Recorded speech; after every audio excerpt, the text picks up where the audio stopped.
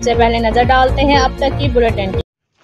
Education department district Khushab सरकारी तलीमी इदारों में निसाबी सरगर्मियों के साथ साथ हम निसाबी सरगर्मियों के फरोग के लिए भी भरपूर इकदाम कर रहा है, जिस पर अवामी समाजी और तलीमी हलकों की तरफ से डिप्टी कमिश्नर खुशाब जीशान शबीर राना समेत दीगर तमाम अरबाब इख्तियार को जबरदस्त खराज तहसीन पेश किया गया है। अवामी समाजी हलकों के मुताबिक इन सेहतमंद सरगर्मियों के फरोग से तलबा की मख्फी सलाहियतों को जहाँ जिला मिलती है, वहीं उनमें जज्बा मुसाबकत भी फरोग पाता है। बच्चों में मुख्तलिफ खेलों के मुकाबलों और अदबी मुकाबलाजात के नकाज से तालीमी अमल के हवाले से भी बेहतरीन नताइज हासिल किए जा सकते हैं।